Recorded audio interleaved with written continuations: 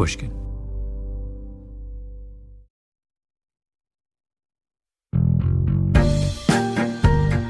Welcome to episode 2 of Development Hell, our revisionist history series based on the radical notion that the best Hollywood stories are the ones that never got made into movies.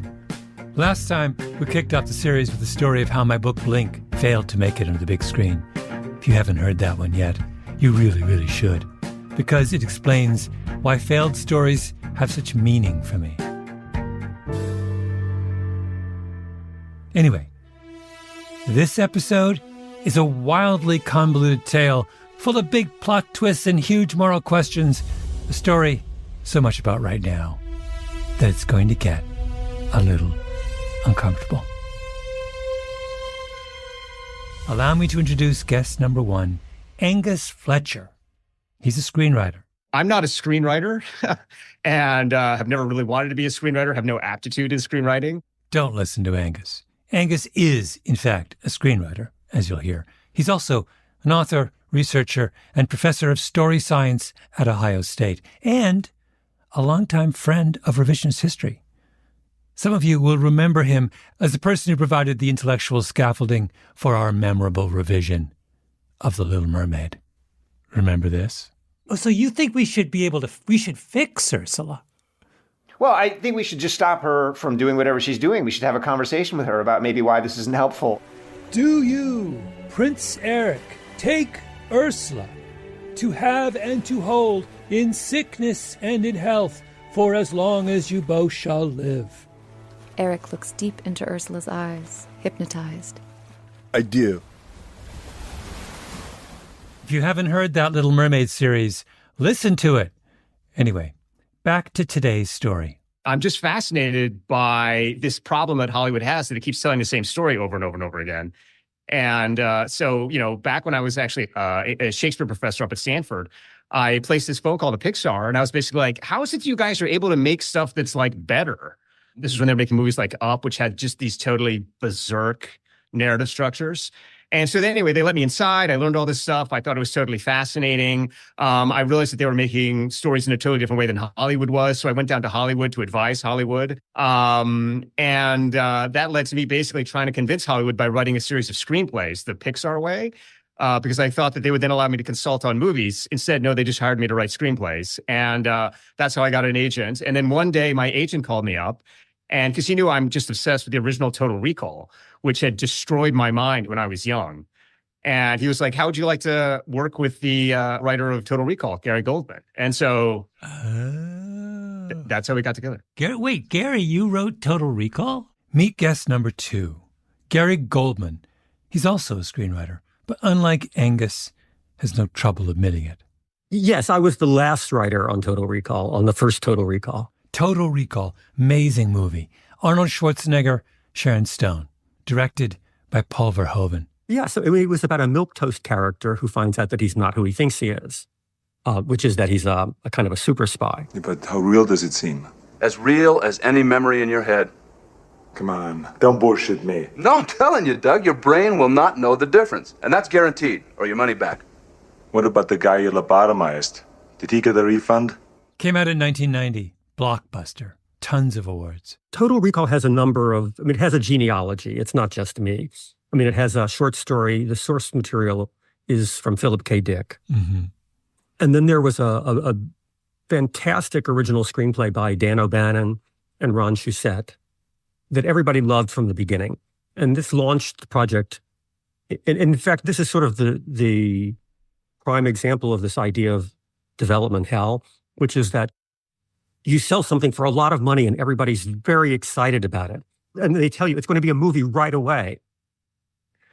And then it goes into a process of development where everybody has a hand in revising it and reconceptualizing it and making it in their image. And in the middle, depending on your involvement, you can be in development hell along with the project, or you can be a bystander pushed to the outside watching it go through the process of development hell with lots of other people, not including yourself. If you're lucky, it gets made at all. The project had been in development for almost 8 or 9 years when I got involved. Yeah. 8 or 9 years. Yes. So if you go back to the original screenplay, do you think that's a better movie than the final screenplay? No, not in my case. So you're saying development hell is a bad thing, except in the case where I'm involved and can fix things, which, by the way, a legitimate position that I would. Right. I'm totally open to agreeing with that. I mean, when I was starting out, I read the original Total Recall screenplay as a junior executive for a producer who was considering making it and acquiring it. And basically the problem that most people felt was that it fell apart in the third act. So, and this, apparently it fell apart so disastrously that even though it had many different stars and directors attached and people always wanted to make it, it didn't cross the finish line. And by the time it got to me, it was 8 or 9 years later. It had been in pre-production with Bruce Beresford and Patrick Swayze and the producer Dino De Laurentiis in Australia. And in fact, Bruce Beresford asked me to come over and do a rewrite on it. And I said I couldn't because I was working with Paul Verhoeven on another project. But Dino went bankrupt. Arnold Schwarzenegger had always loved the project and had been watching it. He went to the owners of the Coralco studio that had done the Rambo movies. And he said, I want to do this. And they bought it from Dino De Laurentiis out of bankruptcy for a humongous amount of money.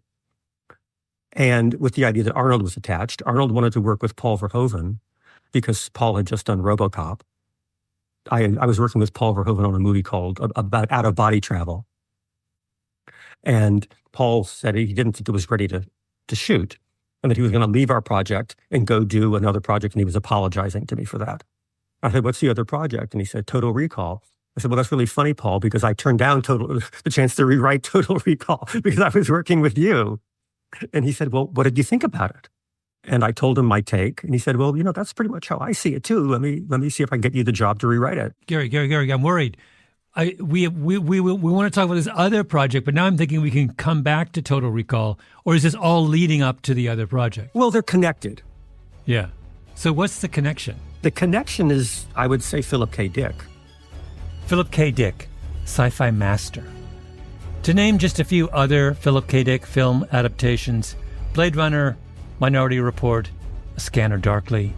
Philip K. Dick is probably the most important sci-fi writer ever, or at least of the last 100 years. After working on Minority Report, Gary was becoming a bit of a Philip K. Dick specialist, which is not a bad thing to be in a town that loves sci-fi adaptations. When we get back, Gary and Angus go to work on adapting another of his stories.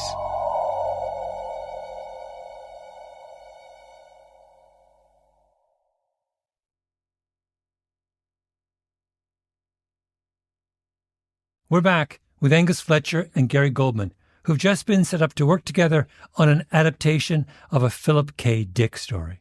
I've done four projects based on Philip K. Dick material. This has become my calling card in Hollywood, was that I did Philip K. Dick adaptations. So, Angus, wait, did you have a particular affection for Philip K. Dick prior to this project?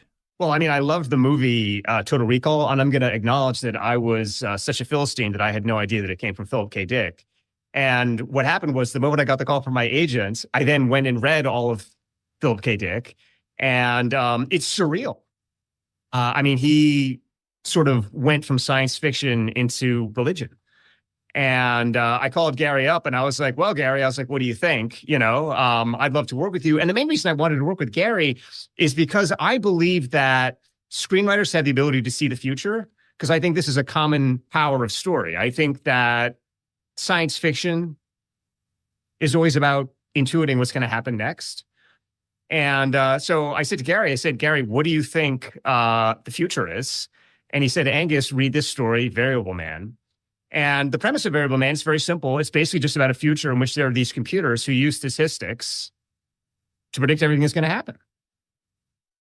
And I said, Gary, this seems weirdly like the world we're accelerating into now. And he said, yeah. He said, it is. And he said, and I have a premise for a story that I'd like to pitch to you that I think will kind of be as big, if not bigger, than Total Recall. And that's where we got started, was with his pitch to me. And the Variable Man story was written when?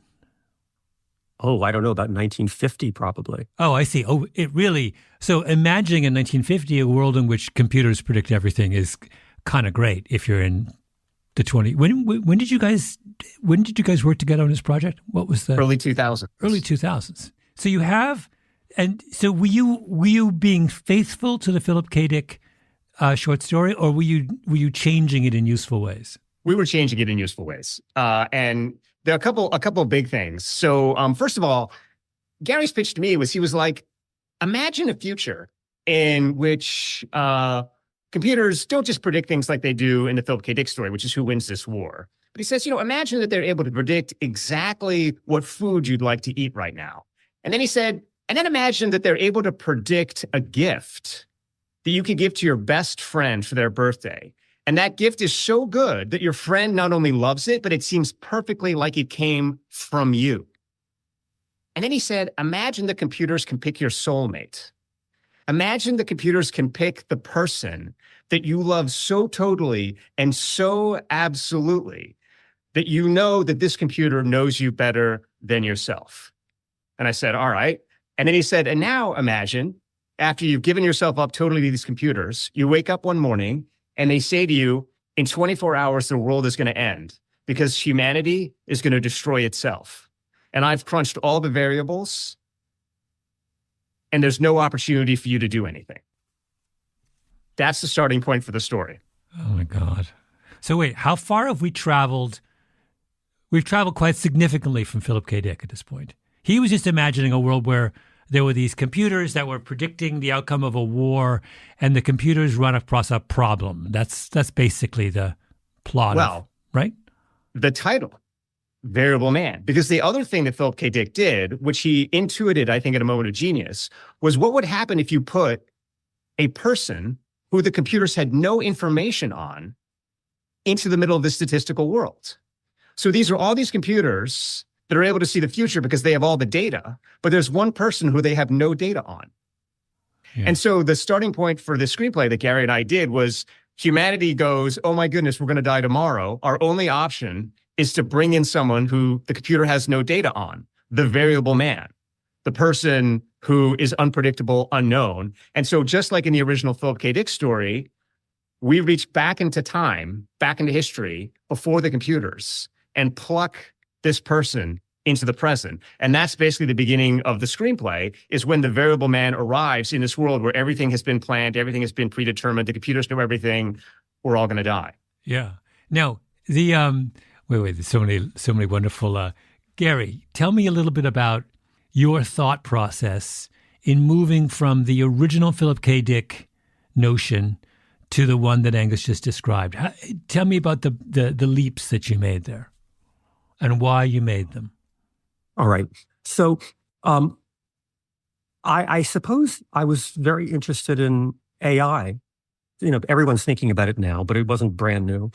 And I saw this idea that of the computer that can predict everything, and that you have to give up control to the computer because it's working so fast.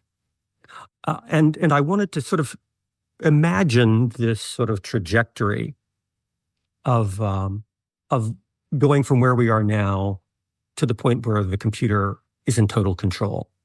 Mm-hmm. And I was really, and I remain concerned about this question of decision making. And how do we make decisions? And if the computer can make better decisions than we do, then what is the role of free will? And if you spend a whole life just simply doing what the computer tells you to do, what is identity? So I wanted to put this hero who comes from the past and who still is accustomed to having free will, and his power is to have free will, and to put him in the situation where whenever he listens to the computer, everything goes right, and whenever he trusts his own judgment, it's wrong. Oh, wait. So the AI is smart enough to realize that the only way to save the world is to bring someone in from outside AI. Yeah. Oh, the AI has a little bit of self-knowledge and humility in your world. Oh, yeah, that was one of our best things. We created this wonderful AI, a wonderful character called, we named him Plato. And he's sort of somewhere between a butler and God. Yeah. This is getting better and better. I was going to chime in there and just say that basically in this society, there are a few people that have tuned out and they're like, I'm not going to listen to this computer. What does this computer know? And their lives are horrible and all their decisions are bad. And they decide to choose their own soulmates and they have horrible marriages. And then everyone who listens to exactly what the computer says has this Instagram life where they are actually so happy and their kids are so perfect and everything is so amazing. And so, Cole comes into this world, our hero comes into this world, and he, of course, finds it appalling, and as appalling as we would find it. And he's determined to ignore Plato. He's determined to ignore the AI that has brought him into the future to save humanity from itself. So this is another kind of unfolding paradox, is humanity doesn't want to save itself if it means listening to the computers on how to save itself. Wait, I have so many questions. First of all, tell me a little bit about, our variable man is called, as in the Philip K. Dick story, your variable man is called Cole. Tell me about your Cole, and where does he come from? What's his personality like? Why is he so capable of standing up to AI, even if AI has all these demonstrable advantages? So basically, he's just a classic action hero. The idea is he embodies kind of our cowboy American trust in our guts. And so the opening sequence, he's sent in to stop this hacker who's been creating chaos across the world, who's been sort of, getting into all these top secret facilities and creating chaos. We think he's going to launch World War III, whatever. And so Cole goes in and he's being sort of instructed what to do. And we already had these computers at this time that are sort of running the percentages and telling him, do this, do this, do this, do this other thing. And he's listening to the computers. He's breaking in. He finally gets to the heart of the lair where this hacker is, and he kicks down the door and he points his gun, and then the hacker turns around and it's a child. And Cole realizes, oh my goodness, this is the hacker. This is the person who's been creating all this chaos. And he gets this word on his earpiece, kill the hacker. And he says, I can't kill the hacker. This is a child. And there's this long pause. And they say, look, we've run all the numbers. If you don't kill the kid, this is going to happen again. Yeah. Pull the trigger. And he stands there in the moment. Can I pull the trigger? Can I pull the trigger? And then he doesn't do it. He doesn't pull the trigger. He drops the gun. He grabs the kid. And what essentially happens is he dies, saving the kid's life. There's a fireball that blows him up, but the kid goes on and the kid lives. And because that fireball incinerates him, he can be brought into the future without changing time, because he was essentially eliminated from the timeline. So if you reach into the exact moment just before he dies and pull him into the future, time isn't changed. And so he's the perfect person to bring back, because he has demonstrated the ability to say no to the computers, and also because taking him doesn't change time. Oh, I see. So in when we meet Cole, he's part of the present. He's just a guy who's standing up to the tyranny of AI. He's an action hero whose AI has been corrupted by this hacker. He's brought in to solve the problem.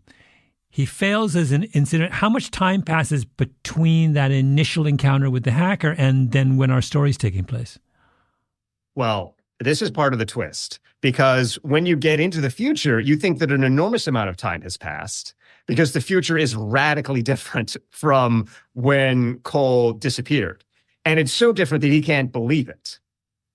But we start to learn that actually a very small amount of time, much more less time than you might suspect, has passed between when he died and when he was brought back, because these computers, as Gary was saying, have accelerated human decision-making to the point that our society has started to run on this utopia cycle. And everything is just going much faster and much better than anyone could have imagined in our time. And it's because of this great genius who was the kid.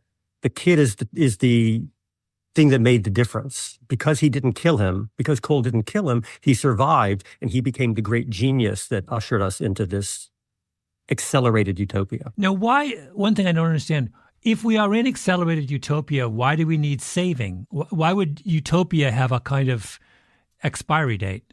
Isn't the definition of utopia that it keeps going in perpetuity? Well, I mean, so this is part of the great riddle at the beginning of the story is why is it exactly that we're going to die? What could possibly go wrong? Everything seems like it's perfect. What is going to destroy the world? Well, nobody is able to identify exactly at the beginning of the movie what's going to go on. All they know is that the computers are quite insistent that it's going to happen in the next 24 hours. And what happens over the middle parts of the screenplay is various different alternatives start to emerge. We start to see all of these different moving pieces, and we start to realize, oh, sure, it's a utopia, but there's still humans in it, and there's still other things going on.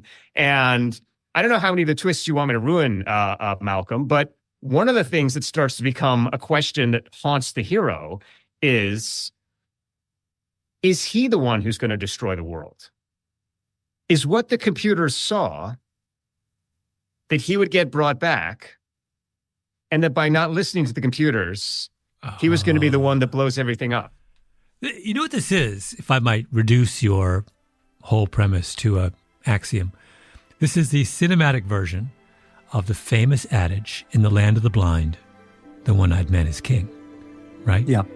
Your Cole is your one-eyed man who is asked to be king. Right. And what you're describing just there is he knows he only has one eye. Right. He's wrestling with the fact that he can't see it all. It's sort of beautiful. Let me give you a little recap of where we are. There's a perfect utopia where AI runs everything. People do what computers tell them to do and are better for it. For reasons we don't quite understand yet, this utopia is in danger. In order to save it, the AI, named Plato, no less, brings back to life a guy who defied its commands in the past. After the break, Gary and Angus try to get the movie made.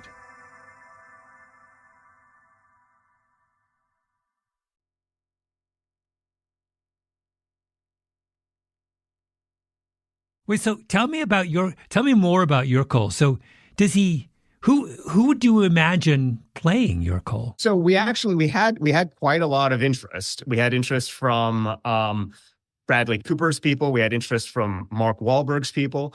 But the one thing that was always common was that people became increasingly disturbed about the paradox at the center of Cole's psyche. Because if you're going to play this part, you have to wrestle with all of these sort of profound questions.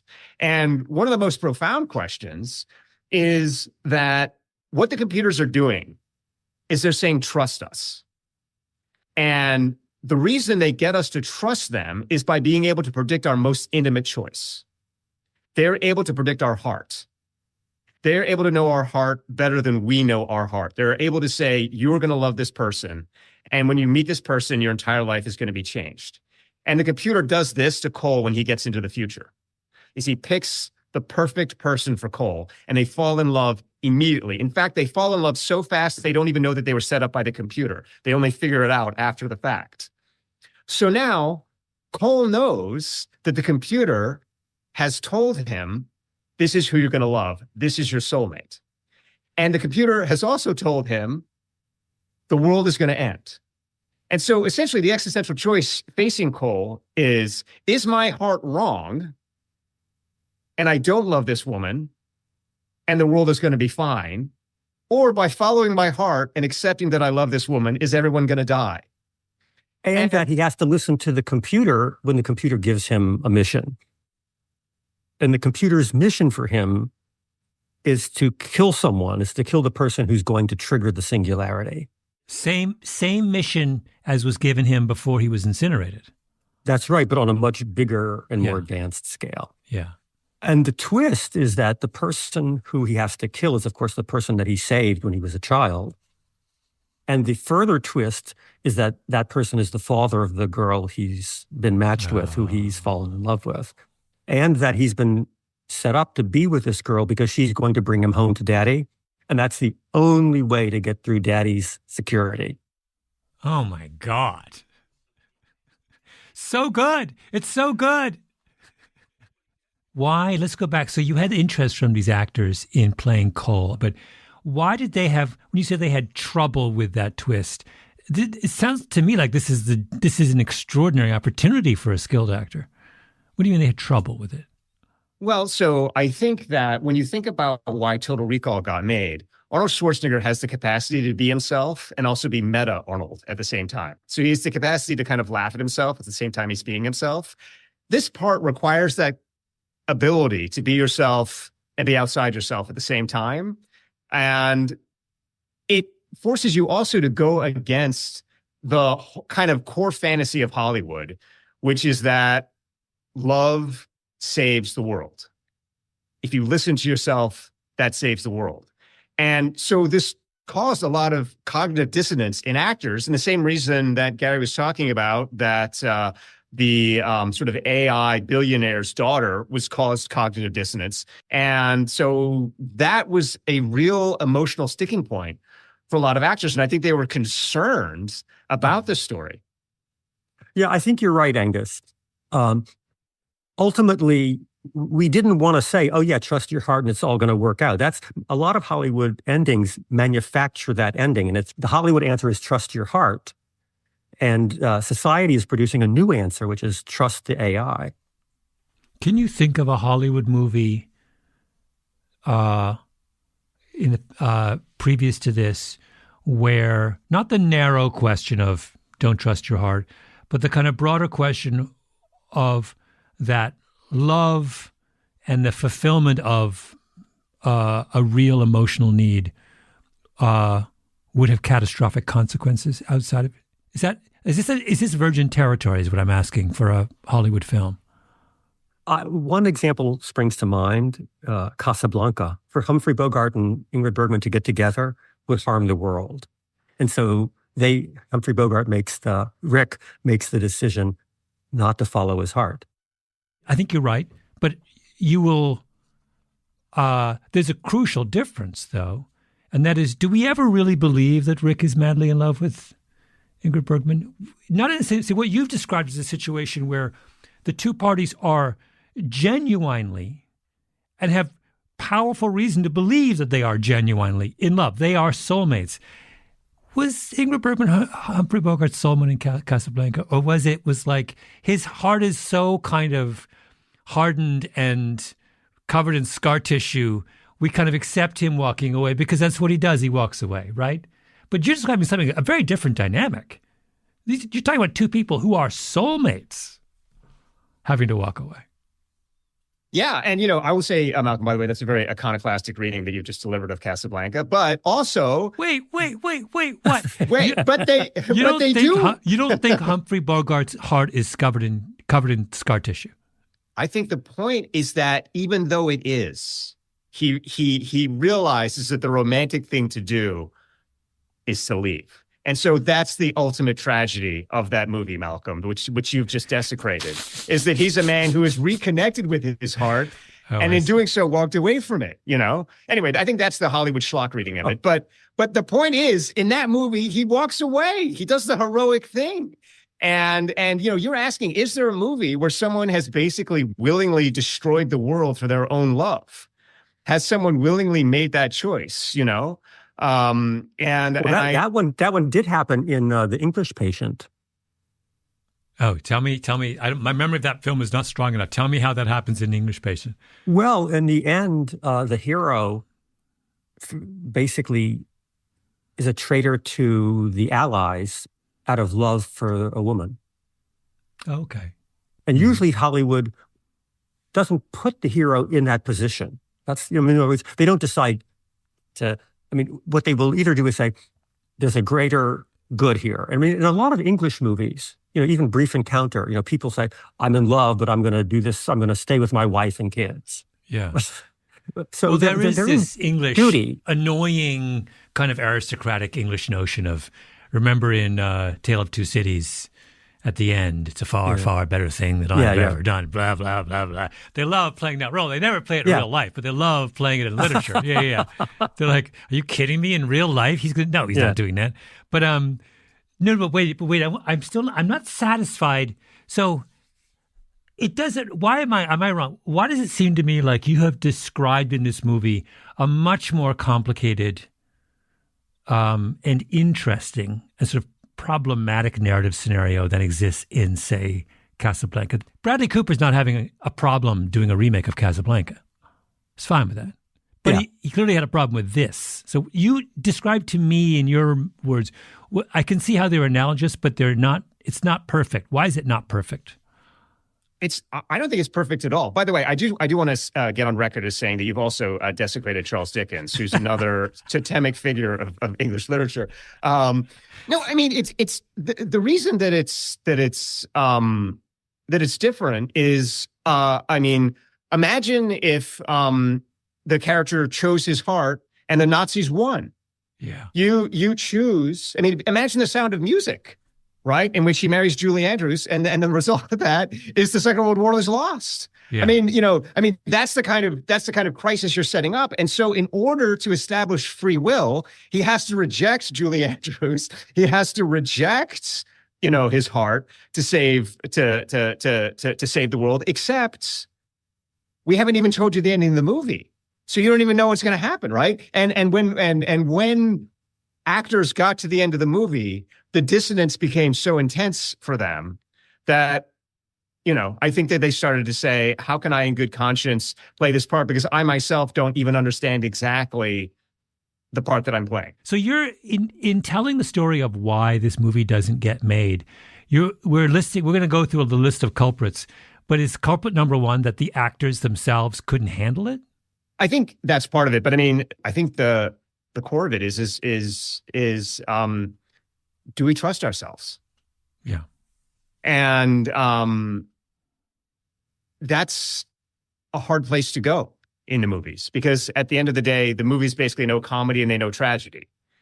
And in a comedy, you give yourself over to a fantasy.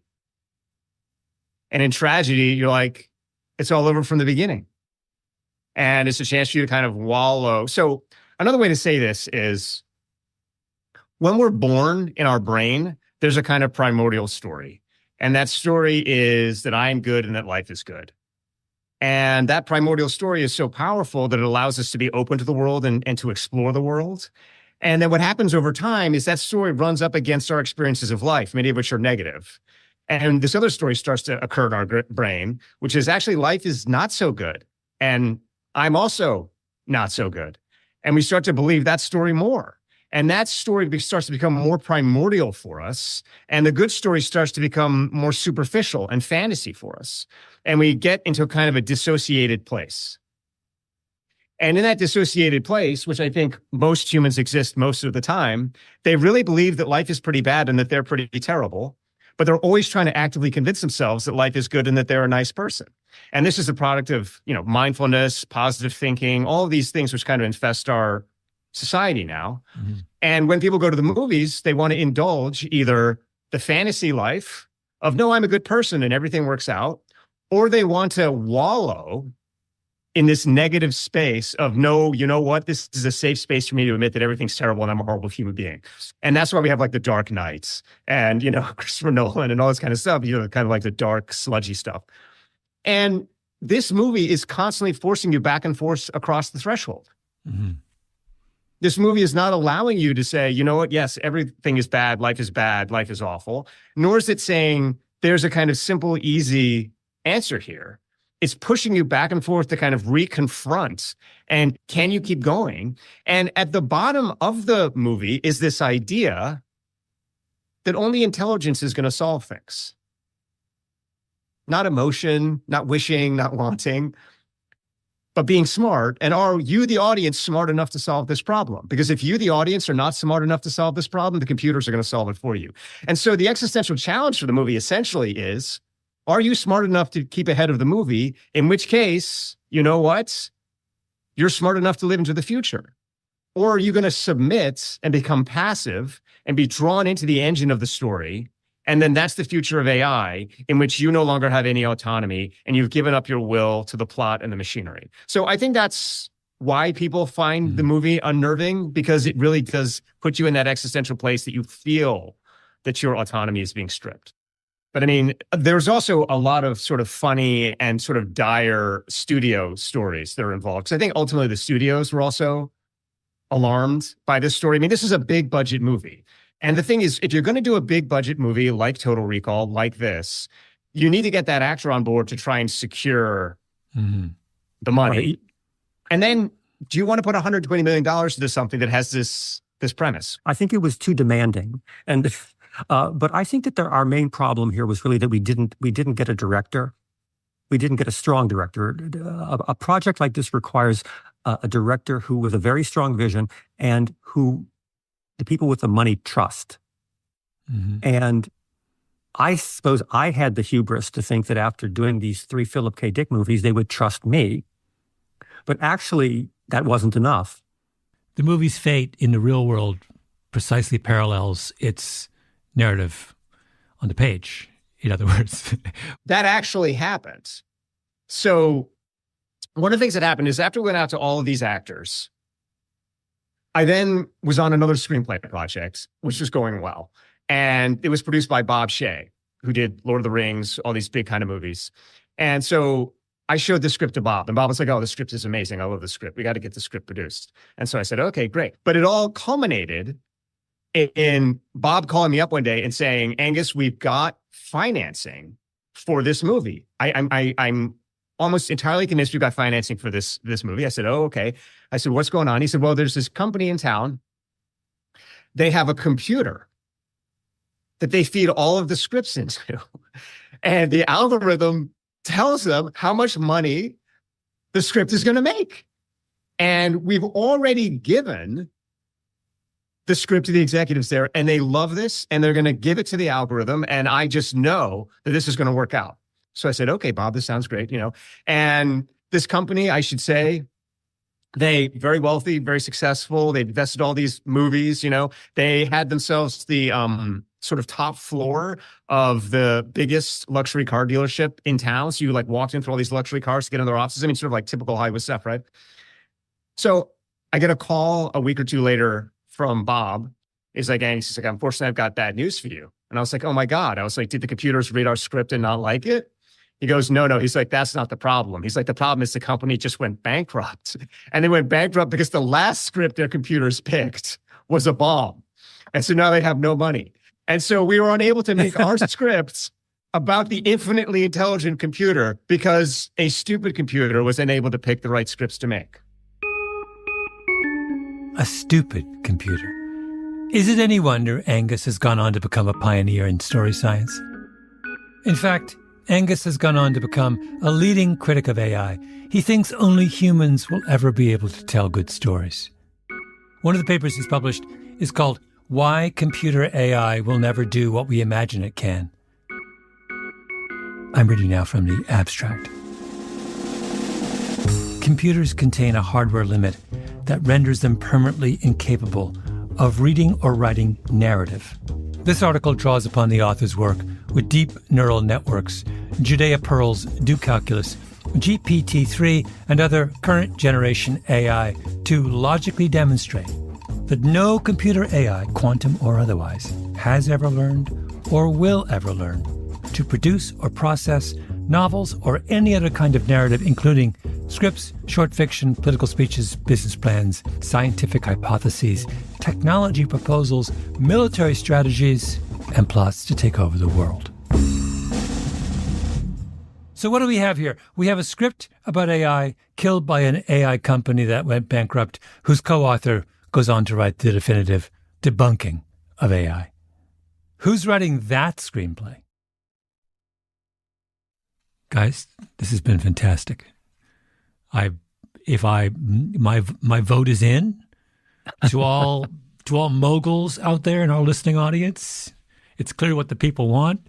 The people want did you call this movie The Variable Man? Yeah. The people want The Variable Man. They do. Fingers crossed.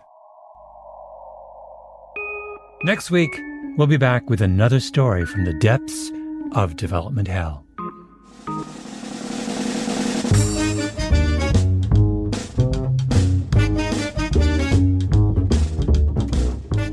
This episode was produced by Nina Bird Lawrence with Tali Enlund and Ben Nadaf Haffrey. Editing by Sarah Nix. Original scoring by Luis Guerra. Engineering by Echo Mountain. Our executive producer is Jacob Smith. I'm Malcolm Gladwell.